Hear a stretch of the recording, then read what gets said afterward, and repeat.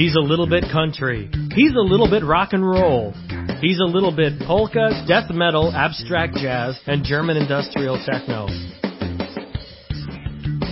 He's Scott Leffler. He's not allowed near the stereo at parties.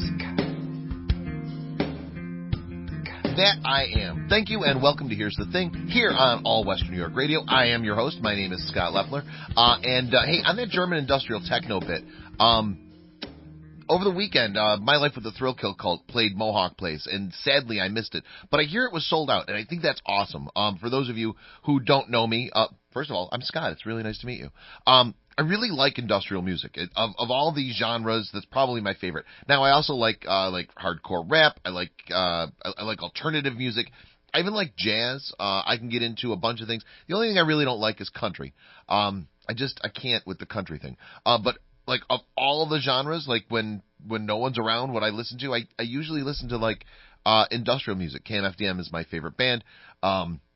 And I really wanted to get to the TKK show the other night, but I did not, sadly. That said, it sounds like a bunch of people did. So that is phenomenal. I'm really, really, really glad to hear that.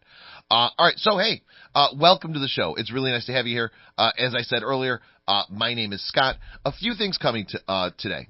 Coming up shortly, we'll have Ryan Gurnett and Dennis Reed from the Struggle is Real Buffalo Music Podcast. They'll be my guests as we discuss what it is that they do, how they do it, why they do it.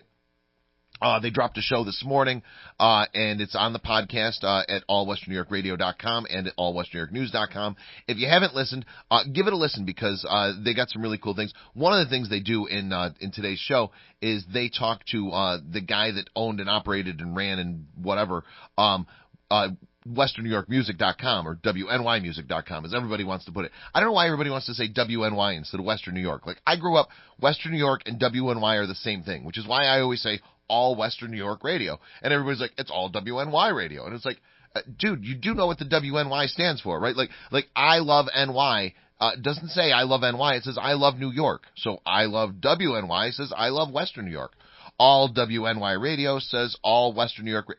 You know what? I'm getting aside for myself. We don't have that much time. Actually, we're going to have a bit of a shortened show today on account of the fact that, one, I don't have any YouTube videos to throw into the mix, and two, I still got to do my taxes. Yeah, here it is, April 16th, and taxes are due tomorrow, and I still got to do mine. Now, I waited until the end on purpose because I know I'm going to have to pay, but I'm probably not all that bright. Anyway, I got to do my taxes still. Coming up, we've got Ryan and Dennis and The Struggle is Real, and we'll talk with them about their show. Now, a little bit later in the show, I have an exciting announcement on the bird war. Now, you may know, every week we talk about the bird war, and as it turns out, we have some help in the bird war in the form of a YouTuber in a place where the bird war doesn't get much attention. So I'm glad to hear that apparently I've had help in the bird war for a while now, and I didn't know it. I just found out. So we're going to talk about this story from the other side of the pond, and I'm really, really glad to hear it. So that's a good thing. But first, the news.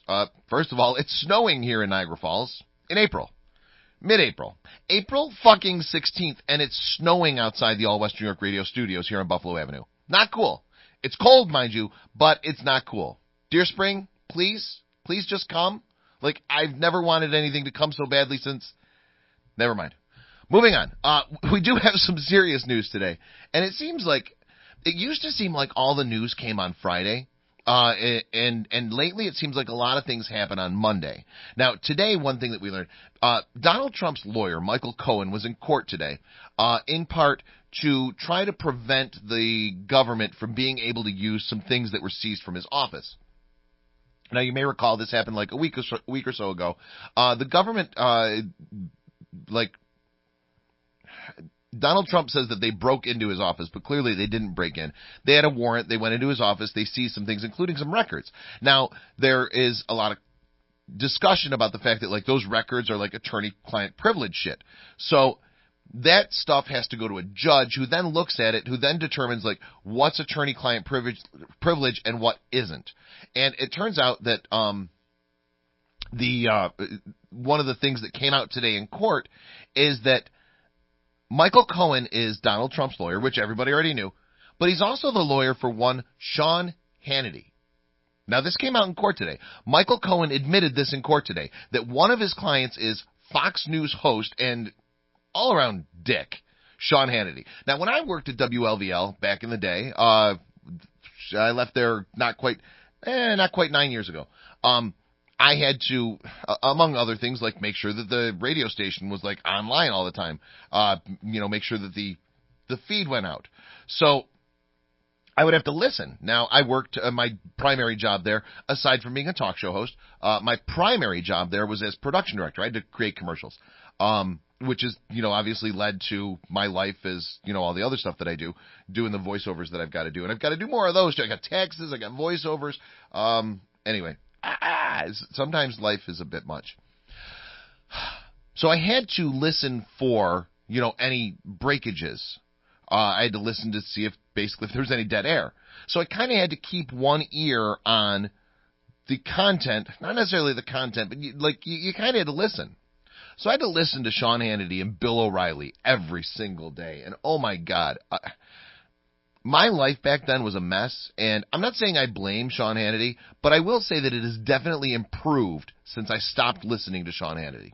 Anyway, it turns out that Michael Cohen claims in court that he's Sean Hannity's lawyer. Jake Tapper's reaction to this today was perfect.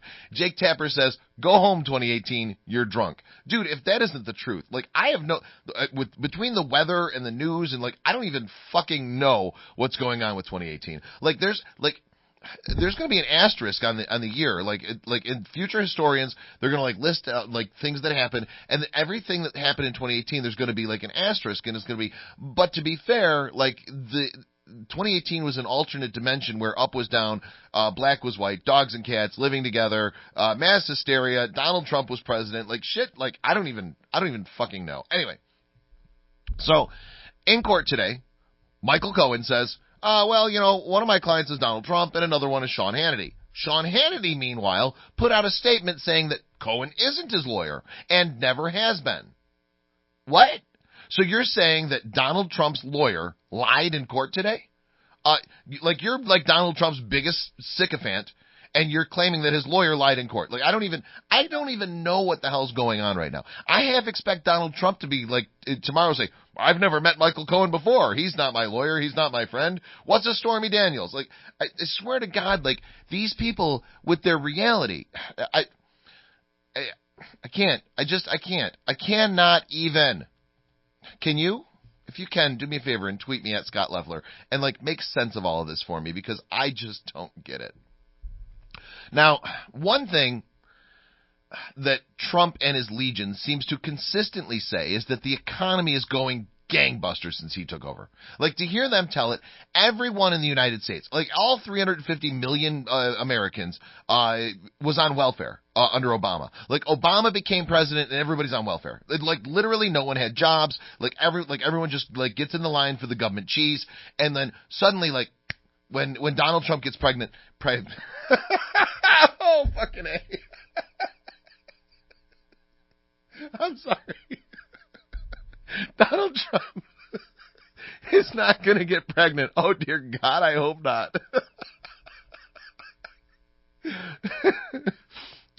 If he does, they'd probably put it in the National Enquirer, which, by the way, didn't print the story according to...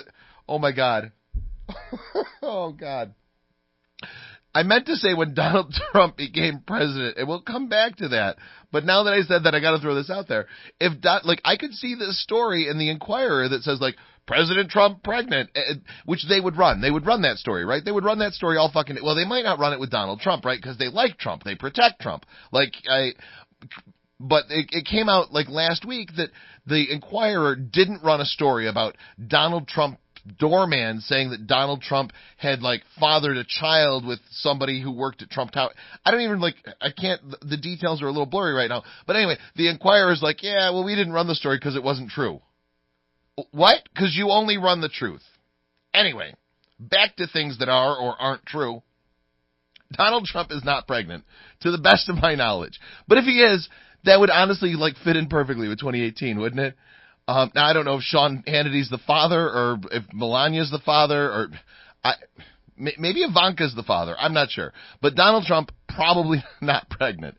But So when Donald Trump became president, much better, everybody, like the entire nation, 350 million of us who were all on welfare under Obama, instantly millionaires. Like, I don't know about you, but like, I'm living, champagne dreams and caviar fantasies, or I don't even know how that goes. But like, according to Trump and his people, like, everybody's rich now.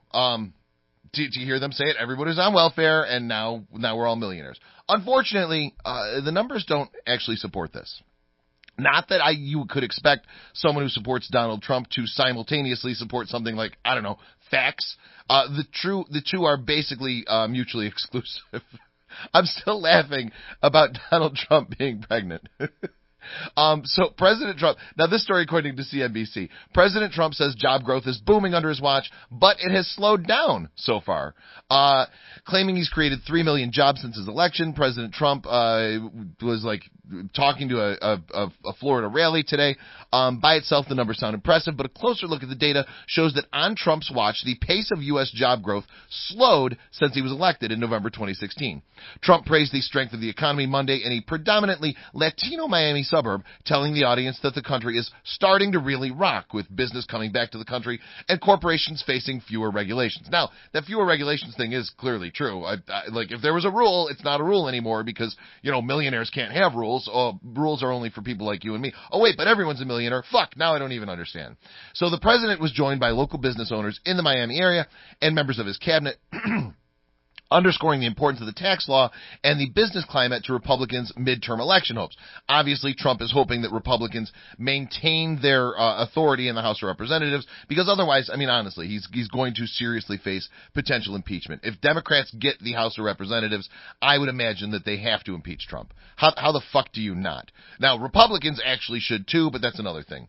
Anyway, so CNBC has this chart, right? And it shows like job growth.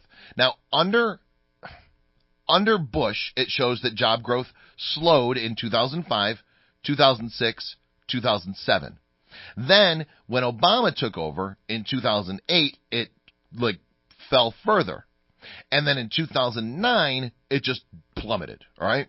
But in 2010, it went up. 2011, it went up more. 2012, it went up more. 2013, it went up more. 2014, it went up more. 2015, it went up even more. Then it started to go down in 2016. The last year of the Obama presidency saw a slight decline. And then it went down even more the first year of Trump. And then it went down even more the second year of Trump. Now, Trump is correct that the first year plus of his presidency, we are up 3.1 million jobs. So 1.5 million on average per year. But Obama was up 2.5 million in 2016. Now, I said it went down. We didn't actually lose jobs. It's just the growth wasn't as high, right? We're still gaining jobs, but we're gaining jobs more slowly under Donald Trump than we did under Barack Obama. But hey, again with the facts, right? As has happened in past public appearances, Trump said he took special pride in the drop in the jobless rate for Hispanics and African Americans, which, after the third longest economic recovery on record, have fallen to historic lows. This, again, is true. But, we're coming off the crescent of the Obama... it doesn't even fucking matter. The moral of this story is that Donald Trump says, everything is wonderful. Everyone has jobs. We're all millionaires. And it's all because of me. Because this fuck seems to think that he is the best thing since sliced bread. And you know what? He's not. He's just not. You know what could very well be the best thing since sliced bread, though? My guests on today's show. All right, look, if you want to comment on anything that I've said or haven't said, please feel free to do so. You can tweet me at Scott Leffler. You can send me an email to scott.leffler@allwesternnewyorknews.com, scott.leffler@allwesternnewyorkradio.com, scott.leffler@allwesternnewyork.com, scott.leffler@allwesternnewyork. But honestly, just put scott.leffler and then add an @ sign and throw in some words, and it probably goes to me. Not necessarily, but probably. I have 10 email addresses. Anyway, but Twitter's really your best bet, because then not only do I get to see it, but everybody else gets to see it too. And you can call my ass out and be like, Leffler, you're an idiot. I never liked you. You say stupid things, and you're ugly. And all those things are probably true. So there's that. Anyway, I'm going to take the briefest of breaks so that I can let Ryan and Dennis in the door and turn on their microphones. But I will be like right back, and we'll get into this with Ryan and Dennis. And then following that, we'll take another very brief break so I can let them out, unshackle them and let them go. And then we'll come back and we'll finish up the show with some conversation on the bird war. Now, I had said that this was going to be a shorter show, but you know what? It looks like it's not going to be. Which means I'm just delaying my taxes even longer. And the more I talk, the worse it gets. Love you. I'll be right back. You're listening to Here's the Thing. I'm Scott Leffler. This is All Western New York Radio. Right back. Ladies and gentlemen, unfortunately, today the role of Scott Leffler will be played by Scott Leffler. Welcome back to Here's the Thing. I'm still your host. My name's Scott Leffler. Now, we have a surprise. I did not expect this, so my apologies for the poor introduction. But Ryan and Dennis brought Will with them, and I didn't think Will was coming tonight, so we had to quick set up another mic. Fortunately, we had time to do it, but barely. Obviously, we've got to get this rolling. So I'm going to do some brief introductions, and actually, like another thing, like everything's set up weird. So like, if they sound confused, it's probably my fault, as Dennis will tell you most things are. So, joining me today is Dennis. Yes. Ryan. Hi. And Will. Yep. And together they make up the Struggle is Real Buffalo Music Radio Podcast. Fuck, I screwed that up already. Too many fucking words in the podcast. And they just dropped a new episode this morning, episode 12. And if you have not had a chance to check that out on the All Western New York Radio podcast page, please make sure you do so because it's fun. As the show is always a lot of fun. But today they go way back to 1996 to discuss the birth, growth, and eventual death of Buffalo or Western New York music.com. Now, today we're going to talk a little bit about their show, a little bit about who they are, what they do, et cetera, yakety schmackety. And then obviously we'll close the show out with the story that I was telling you about the bird war. It's a really good story. It's a feel-good bird war story. Usually not something that we do. But let's start with some brief introductions. Now, Will, I know you the very least, so actually let's start with you because you're relatively new to the chaos that is the show, right? Yeah, I'm just kind of helping with the chaos, I think, is the plan coming in. They said they needed more chaos. Deepening the chaos. Now, I have noticed, generally speaking, they don't let you talk much. That's actually partly... I can answer that. Dennis can answer that. Actually, yeah. Partly is because I wasn't really sure whether or not I wanted to really do too much on-air talent. It's one of those things, playing live as a musician, you feel a little more comfortable because you're kind of in your element. But when you're face-to-face with a mic and you have to not only be fun and interesting and exciting and everything else, it just didn't really make me feel comfortable, and I tended to stumble over my words a little bit. So I'm kind of easing myself into it, trying to do some segments or bits or just some extra commentary. But a lot of it really has to do with Dennis and Ryan's, friendship and the fact that they're both in the same band, and they've already got kind of a good camaraderie between the two of them. And it's one of those things I don't want to overstep that boundary because I think that's where a lot of the funny stuff in the show comes from. Sure. No, I think I honestly counted, you had 38 words in the last episode. Is that about right? I was going to say that's probably 18 more than I was thinking, but yes, that's great. Well, part of the problem is, too, that we've only got, when we have the guests in, we've got a limited number of microphones, so we actually run out of microphones for Will sometimes. Otherwise, we'd have another open mic for him. Gotcha. Correct. Now, Will, what do you do professionally? Professionally, I'm a center manager at a garden center. Okay. And unfortunately, it's been snowing in April, so I've been... I can't even. We're waiting for that warm weather to come, but right now we're just kind of sitting on a bunch of plants, and I've got a bunch of new people in that I'm trying to get trained up in time for, when it eventually goes from winter to summer as it does here. Yeah, I'm watching a video yesterday on Facebook, and it's a friend of a friend, but it's somebody here in Niagara Falls literally ice skating down the street. Yes, I believe it. On April 15th. Oh, absolutely. It's insane. Musically, what do you do, Will? Right now I'm playing in two different bands. One's called The Great Mistake, which I've been a part of for over a decade, and another one is a newer band that I'm in called The Leones, and I'm also playing bass in that band as well. Cool. How long have you been playing music? Since I was probably about 13, 14, so almost 20 years. Any of you guys were in concert band? No. No? Oh, yeah. Yeah, in school, I hung in there until 8th grade. What'd you play, Dennis? I played drums, actually, was my first instrument, all the way from 5th grade up until concert band. And then, around 8th grade is when I got into, like, rock music and stuff. So then the concert band just wasn't cutting it anymore for me. Ryan? I played percussion my first year in high school, and then I moved to string bass for the rest of that. And then through college, I played with both the wind ensemble, and we had a kind of a campus band where it was music majors, but it was also people from the community. There's some high schoolers, some retired folks, and I played string bass all through that too. Where'd you go to college? The College of St. Rose in Albany, New York. Wow. Very cool. You say wow because you have no idea what I'm talking I do. But it sounds he could have just fancy, doesn't it? It's a Trump University school. Yeah. Now, Dennis, you're a computer engineer, right? I do actually web development at the University of Buffalo, and more generally communications. So I do a little bit of it's a lot of design, but I happen to be able to do some basic front-end programming. Gotcha. See, HTML lost me when it stopped being HTML. I used to actually be able to design a website, and then they're like, hey, we're actually going to start designing websites in French now. And I'm like, oh, shit, I don't know French. Yeah, they did a lot of that for, like, modularity. They, like, separated the markup from the actual, like, structure so that the style all goes in CSS documents and stuff. Right. I liked it when you used to be able, pains. I liked it when you used to be able to go to a website, hit view source and be like, oh, that's how that works. Yeah. Now, like, forget it. Yeah, it's complicated. It opens in Notepad. You just copy and paste. Yeah. No, now there's JavaScript and all kinds of other stuff just for the most basic web experience. You've got a lot going on these days. So musically, tell me your brief history.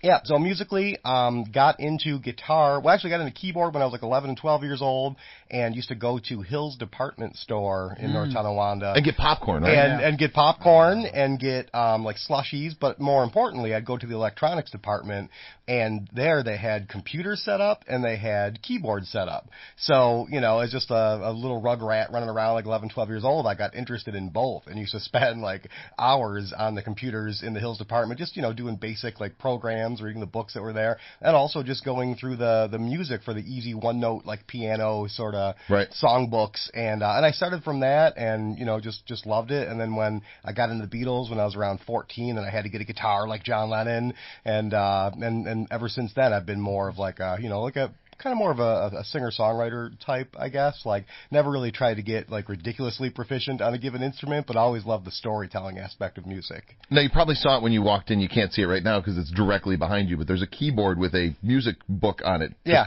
Beatles music. Oh, cool. Because, I mean, I went to... Oh, that's the stuff. Yeah, seriously. In school, music class was Beatles class. Yeah. And it's really kind of cool because I've instilled the love of Beatles in my children, and which is nice because like their friends are all into Nicki Minaj and whatever else, and my girls like the Beatles, so I'm pretty happy about that. Job well done, sir. Yeah. I try. I like the idea of Beatles class. Yeah, honestly, let's bring that into our public schools. I want to say it was 6th or 7th grade, Ryan. We studied the Beatles for like a quarter. That's all we did was study the Beatles. I think I studied Eleanor Rigby for like 2 weeks when I was in junior high. Oh, that's great. I didn't get to do that. My dad told me this great story about the chorus director in North Tonawanda High School when Sgt. Pepper came out. They actually this guy was he was like a young long-haired hippie type, and for a teacher, right, he was like maybe 24 or something, and he actually brought in Sgt. Pepper. And my dad tells me this story all the time, and he said it blew their minds because it blew this guy's mind so much. He was like, listen to this is like avant-garde, this is art, and he would like sit and like play that like ending chord on the piano. And so there were some people who were turned on early. I didn't get when I was in school. I actually ended up having Vernon Kurzweil 22 years later, and he was still singing Beatles songs. He was doing the we had like a whole medley that we did of Beatles stuff. So I was in chorus singing for that. And that was pretty awesome. But didn't get to actually study anything. We just stood there and sang it. Very, very cool. Now, Ryan, you wear like a ton of hats, but what do you do? How do you pay rent? That's a great question. I'm married is how I pay rent. Oh. No, I always wanted to be a house husband. Yeah, no, my ex-wife said no, you will not be. I'm actually disabled. I have a disease called mitochondrial myopathy, which is a neurological mutation. And basically my body doesn't generate enough energy to run itself. So when that happens, it starts attacking itself looking for more energy. So about 5 years ago, I stopped working a regular job, and I stewed for 2 or 3 years, just kind of hanging out at the house, finding ways to waste time. But eventually, I started a support group, and then from there, I got in a band with Dennis, and that started getting me moving more. And so I do work as a dog sitter. Right. By the way, Facebook.com/NoPlaceLikeHome, WNY. That sounds. It's called No Place Like Home. Do a search for it. I'm at a client's place right now. That's where Dennis picked me up from. And and I've been writing for all WNY radio for on and off for about 3 years now. And we're glad to have you. You just sent me another review, literally, you must have written it on the way. Now, the dog sitting thing, that's a thing that people, I think of dog sitting as a thing that happens in Los Angeles. Yeah, and only Los Angeles. It's definitely, the houses I get to stay at are always, one of the best parts is that they're always actually pretty nice houses. I would have to because imagine. The people who can afford dog sitters are typically people that are a little more well-to-do. Now, why does one get a dog sitter? Their dogs are just lonely, and are they away on vacation, and you get to live at the house and host huge parties? And can we record music videos there? I know you guys were talking about you needed a place to record, practice tomorrow. Yeah, and I'm thinking that wherever you are right now might be the place for that. We've actually recorded probably 2 or 3 episodes of the podcast in other people's houses. Really? All of my clients are real. I always check with my clients ahead of time, but they're always real cool with it. It's just I'm having 2 guys over, we're going to talk into a microphone. Do you mind? Yeah, it's pretty low key. But kind of where we specialize is overnight stays. My wife works from 9 to 5, but she can be at the house other than that, all the time outside of there, and we do spend the night at the house. But since I'm kind of unattached, my specialty is dogs with high anxiety that really can't be left alone for any great amount of time. Gotcha. So, and it is also a lot of people just going on vacation. You basically, if you have a dog, you have basically 3 options. You can find someone to sit them for free, which a lot of people do. I think that's what, people with less money are more apt to do. Right. Is just to find, grandma come and feed the dog. Well, give the neighbor a key and be like, hey, can you come over and, put food in the dish once a day and maybe let them out once a day.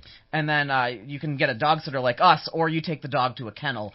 I did that once. It wasn't horrible, but I wasn't thrilled with it either, but we didn't know what else to do.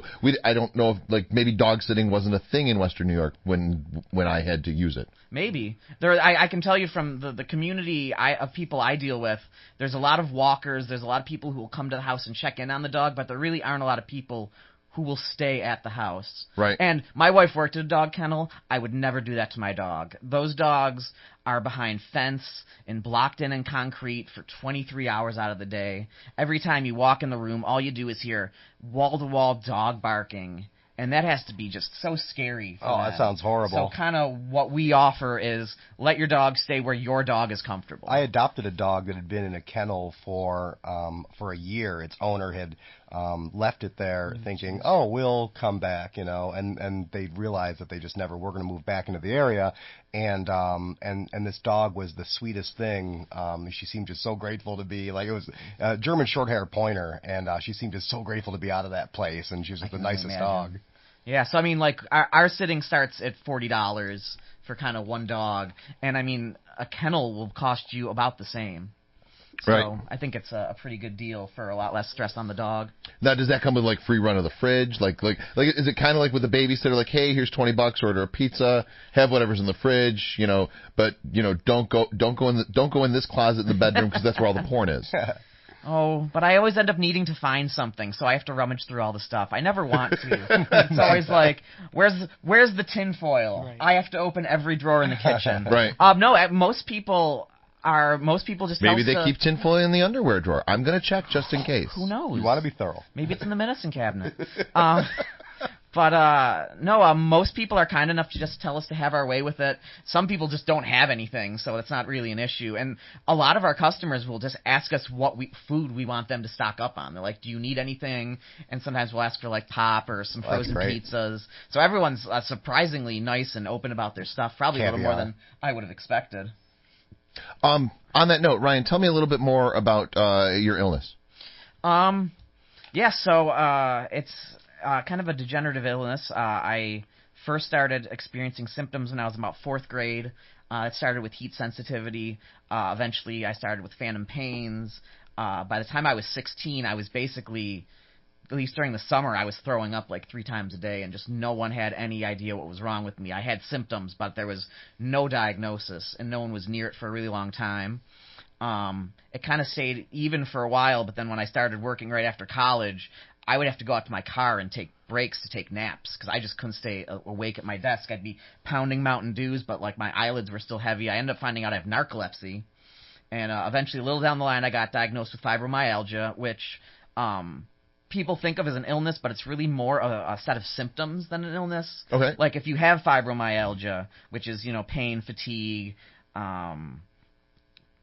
What's the word I'm thinking of? Is heat sensitivity part of that, or are there cognitive? Cognitive was where I was going with that. The heat sensitivity is actually the opposite of what most people experience, which is why my version of what I have is a little interesting. And then I met a doctor about 5 years ago who specialized in fibromyalgia, and they took a chunk of muscle out of my left thigh, and they did the testing on that, and that's how they found out about my mitochondria. Huh. So it's a lot of doctor's visits. It's the amount of supplements and medications I have to take is just staggering. But it's really, for me, it's about energy management. Right. I imagine you have to have some sort of specialized diet, which is how it actually tied into what we're. I'm like, speaking of that, tell me about something completely different. But in my brain, like there was a. Oh no.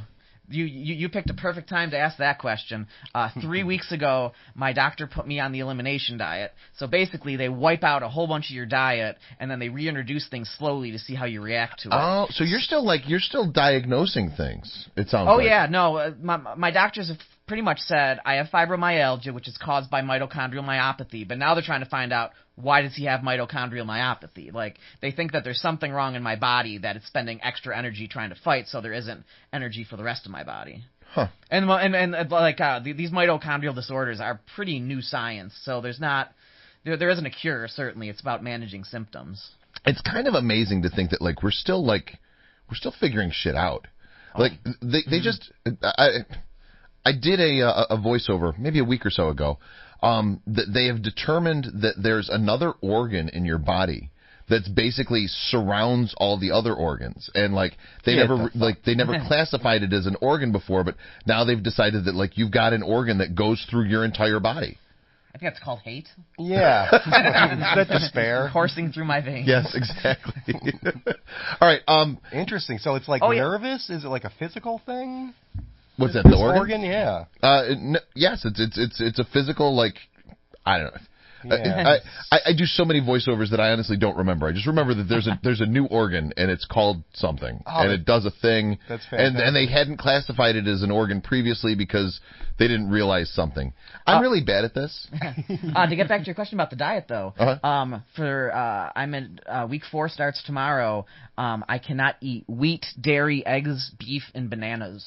Wow. 12 weeks, and it's terrible. It sounds horrible. I used to date someone who couldn't eat wheat. She was gluten-free and dairy-free. Okay. And then at the same time, while I'm dating this girl, my oldest daughter is vegetarian. Well, fuck it. We just can't eat anything ever. Here's your water for dinner.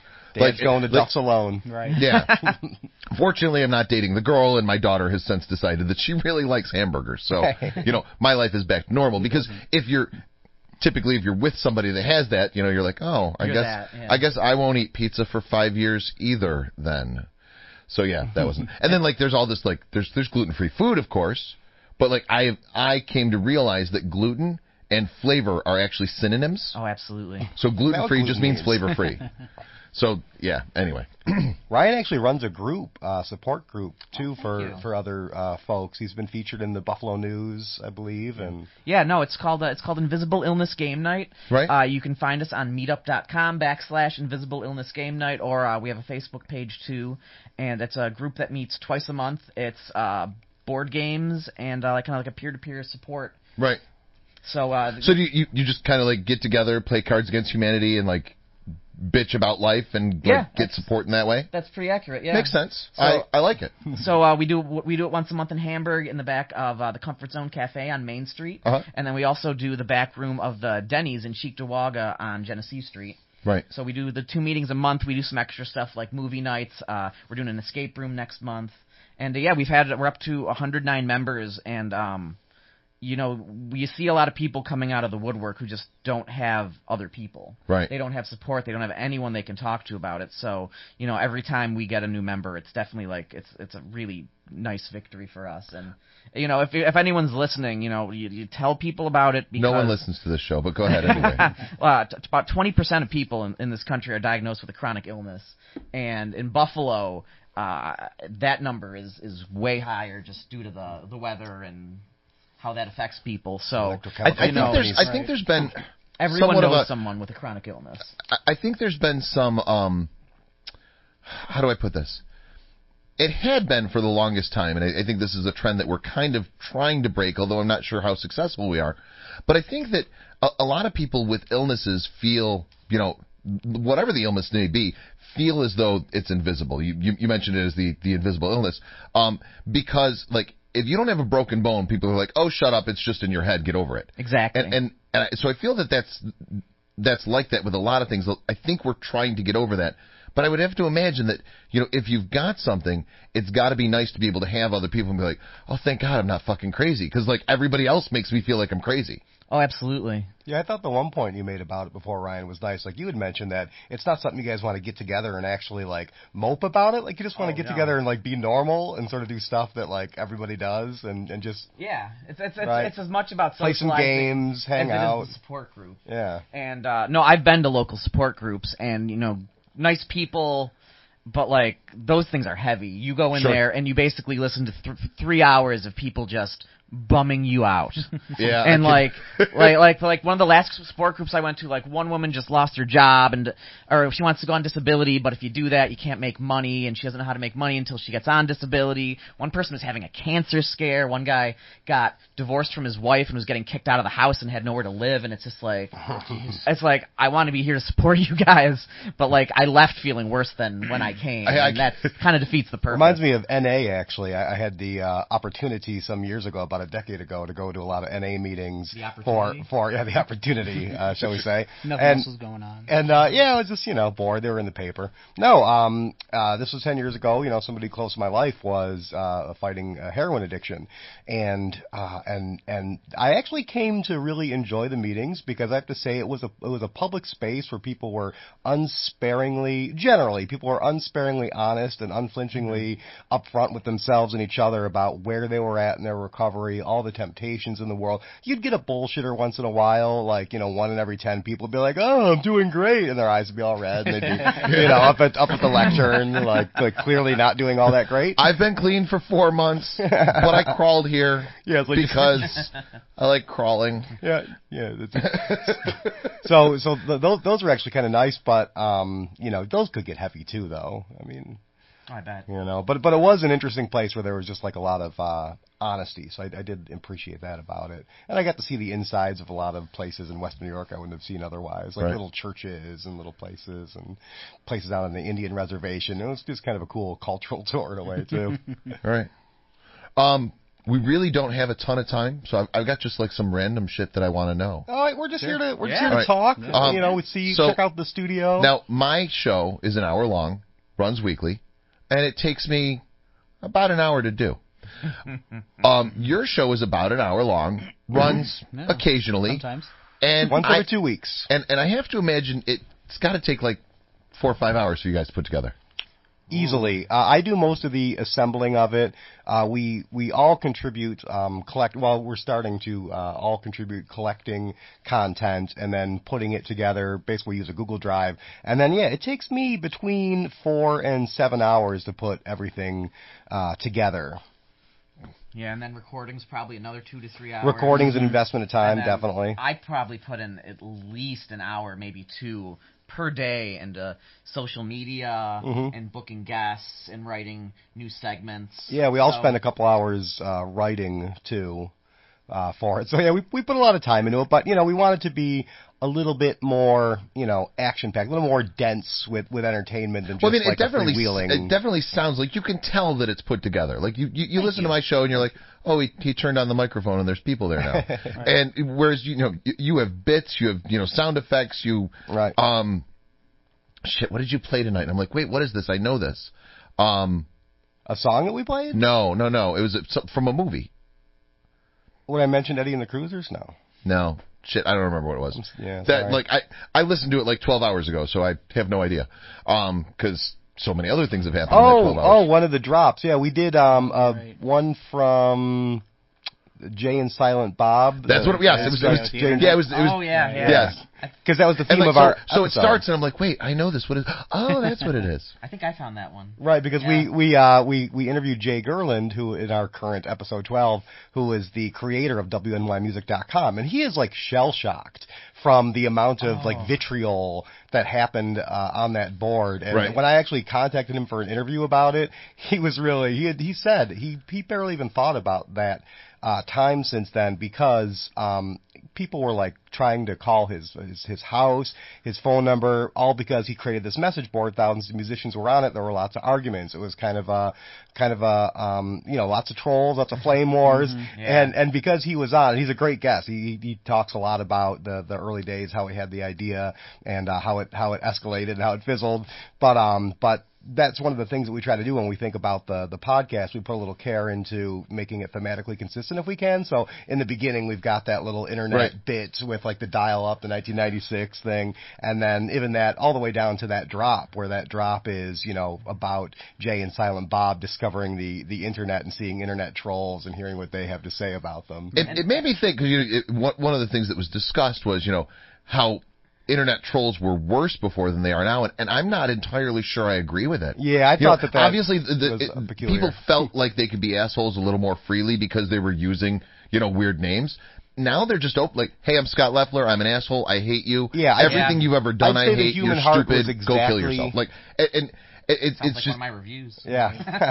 I think Are you quoting Ryan? Like people are getting desensitized to it as well, just because there's so much out there. Like when when WNY Music first started, that was pretty much our first message board that a lot of us were active on and used a lot. And we took a lot of that stuff a lot more personally, because it was really localized in our community. Yeah. Now when you're on websites that people are all over the world, it's a little harder to take it as personally, because you're so used to it now. I think there's also it's been 20 years, and so we are somewhat desensitized to it. I think that the internet has required everyone having thick skin. Mm-hmm. Yeah.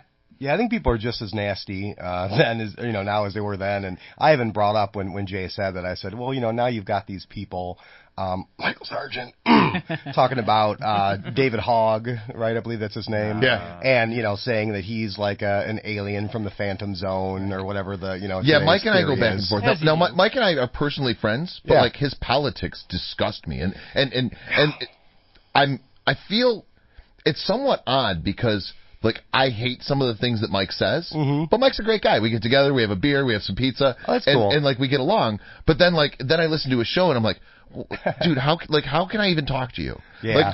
I don't know if I can ever message this dude again. And then I'm like, you want a beer? He's like, yeah, let's get a beer. So it's really weird. He had a really nice observation on his last podcast, actually, I listened to. He was talking about photography. He was actually getting back to photography. Right. That's why I listened in the first place, was because I am a photographer as well. Well, like, I kind of like the fact that he does a mix of photography and, like, this is what's on my mind. It's kind of neat.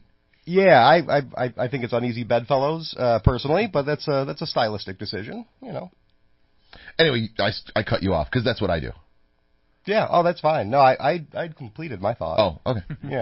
Yeah. Just that, I think it's just as nasty on the internet as it ever was. Well, it really is. And the whole Parkland thing is just, we've got people, and not like, Mike is like a drop in this ocean of vitriol towards teenagers who are upset that their friends got shot to death.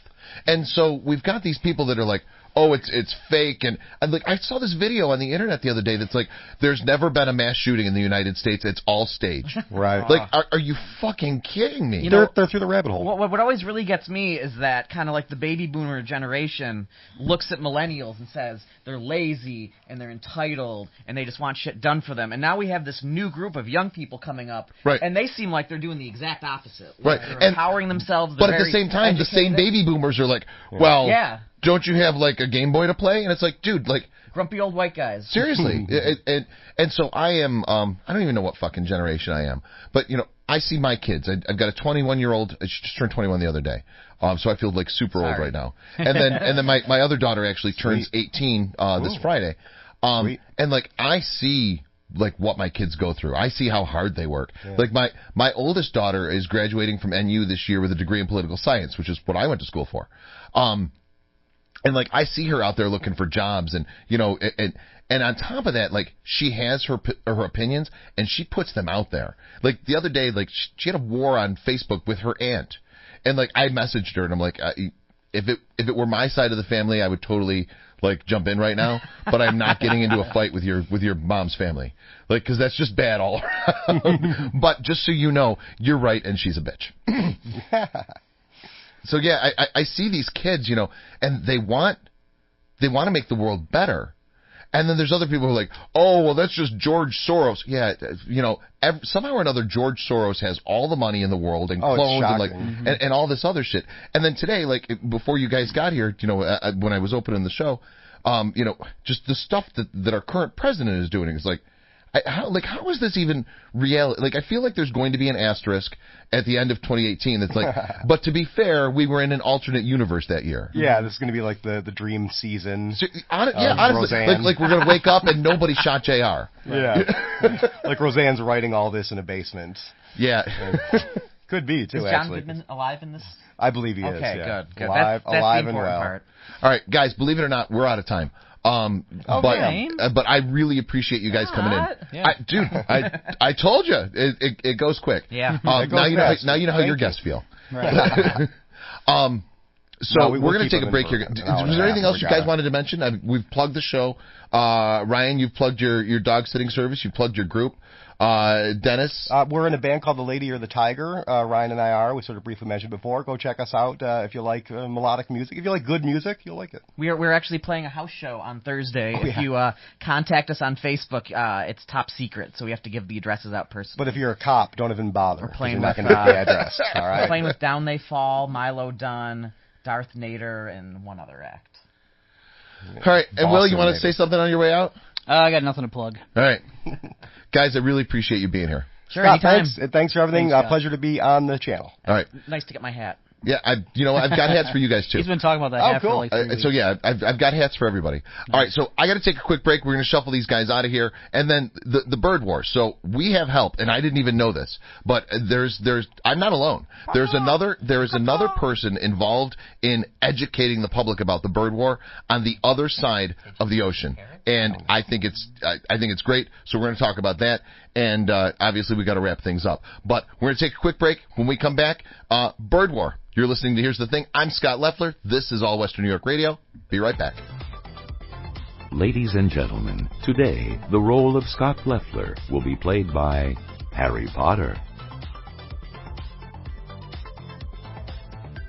Okay, ladies and gentlemen, welcome back to Here's the Thing. I'm your host. My name's Scott Leffler, and we've got a bird war story for you, and I'm excited about this one, actually. Now, normally, I'm really angry about bird war because, you know, birds are attacking us because they hate us for our freedom and our french fries and our Nikes and maybe our eyeglasses. I don't even know. But the birds clearly hate us, and as a result, every week here on Here's the Thing, we share with you a bird war story. Now, this week's bird war story is actually about part of the resistance. I was unaware that I actually had help in this front. I thought I was alone. I thought it was just me against the world and all the birds, of course. # bird war. But I've come to find out, according to this story on Motherboard, that there is another person who is in this fight against the birds with me, with us. This is us, right? You're with me on the bird war, right? # bird war. Shoot me out something on Twitter. So, according to this story on Motherboard, this YouTuber has documented swan on human violence for 7 years. This is a story by Samantha Cole from Friday, April 13th, posted at 11 a.m.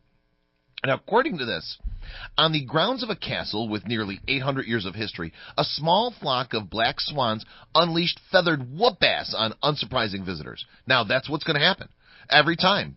Black swans, crows, doesn't really matter what kind of bird. All the birds hate us, and eventually they're going to team up, and they may make us extinct because they want our Nikes. So Because watching people get chased and attacked by birds is hilarious, according to this story, YouTuber Doku Naut has spent 7 years documenting the swan's reign of terror. Now, don't worry, I'm definitely going to put a link to this Doku Naut in the program notes here on this podcast. Once the show's done, we'll get it uploaded, and in the show notes, I will have a link to Doku Naut's channel where you can watch. If you need proof that the birds hate us for our freedoms, you just need to watch this channel, all right?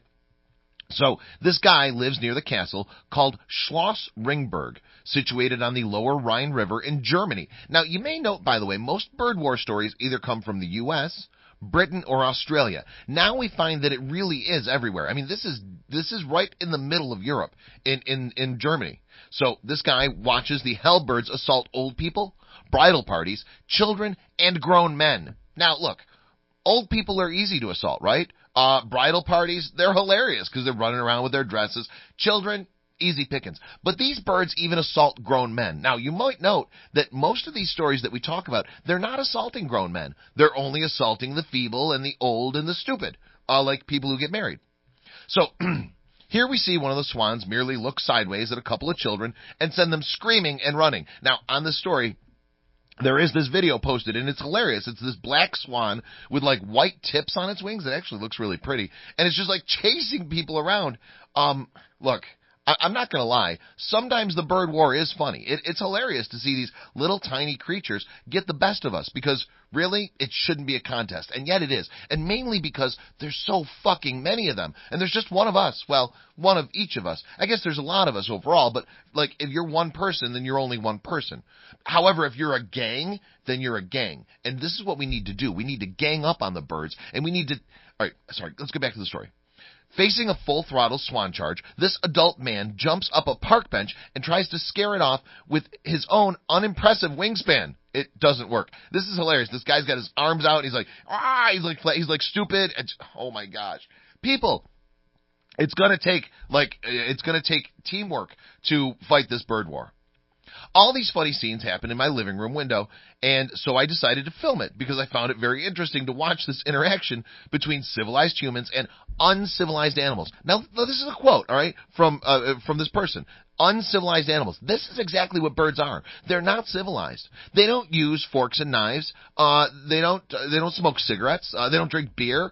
They don't even eat lobster. I mean, they're not us, people.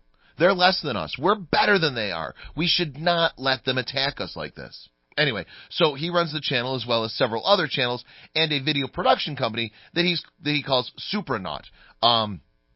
Other people found it funny too, and so I decided to upload it on YouTube. One woman lays down the law as the punk-ass swans One woman lays down the law on these punk-ass swans, showing up decked out in pastel pink to assert dominance. She succeeds. Good for her. Another brave soul, this time a photographer, poking his lens too close to the swans, tried to get the action shot and ended up in an awkward hand-to-wing combat. Photographers. You never come out of a fight with a swan not looking like an asshole. Maybe you could learn something from the Speed Slap Warriors of YouTube. There's a link in this story. You know what? I'll put a link in the story to the show notes, too. It's easy to mock these people as they're owned repeatedly by waterfowl, but a first-person point of view look at an attack makes me think twice about messing with the swans myself. Look, I don't blame this writer for not wanting to mess with swans. These things are badass, and they will hunt you down, they will hurt you, they will kill you. Maybe they won't kill you, but they will steal your french fries. And you know what? Fuck that, because I paid for those french fries with my own hard-earned money. The story ends with a PSA. Swans are generally not Why can I not talk today? Thank God the show's over. Swans are generally not fond of large mammals like humans in their territory and will not hesitate to fuck your shit up. By the way, I may have found a new favorite website. It's called Motherboard. And it's motherboard.vice.com. They actually use swear words. Lady Laura Moore, I can swear if I want to. Fuck you. Well, all right. I didn't mean to. Sorry, that was rude. You know what? I'll talk to you later. Anyway, so that's what I've got for the week. For this week. Thank you so much to Ryan and Dennis for being on today's show. Thank you to you for listening. Do me a favor. So maybe you missed a minute, or maybe you didn't hear every single word I said, or maybe you didn't hear all the intonation. Look, a lot goes into the show, all right? And I really want you to enjoy it. So whether you missed part of it or whether you just want to listen again. Listen on the podcast and listen over and over and over again. And make sure you visit allwesternnewyorknews.com and allwesternnewyorkradio.com. Or just, you know what? Type in All Western New York, that's spelled all WNY.com. Go on the internet, look at the website, get our numbers up. All right, because we're doing great things. Corey is doing phenomenal things. Everybody who contributes, from Greg and Joe and, Brian was. Now Brian's gone. Sorry, Brian, we miss you. Ryan with his reviews, Ryan and Dennis with their show, Corey with his show. Like, everybody's just doing incredible things. Mike with his show. Mike's show blows me away. I don't agree with the guy, but I love him anyway. We got to get him back in here so he and I can talk politics. Me, him, and like a case of beer and some brass knuckles. And maybe we'll get like Donald Rumsfeld to be the ref for the fight or something. I don't know. It's just an idea. Mike, it's an idea. I don't know if you have any pull with Donald Rumsfeld, but I used to know somebody that knew him. I don't think that connection works anymore. But anyway, so we've been doing great things. The website is doing phenomenally. The numbers are up. They're way up, largely because of all the stuff that everybody's doing, and really, especially because of all the content that Corey's been adding. And so our numbers are up. We're doing great things, and we want to get out there. We want more people to know about us. And so if you would do me a favor and just tell people, hey, listen to All Western New York Radio. Read All Western New York News. Do all these All Western New York things. There's All Western New York events and All Western New York sports and All Western New York, I don't know. There's not All Western New York birds. Thank God for that. Anyway, I'm out of time. But I will be back next week, and I don't know what we'll do. I don't know what we'll talk about, but we'll do something fun. We'll talk about something fun. And until then, get a hold of me on Twitter, @Scott Leffler. You've been listening to Here's the Thing here on All Western New York Radio. Until next time, have a good one. Peace!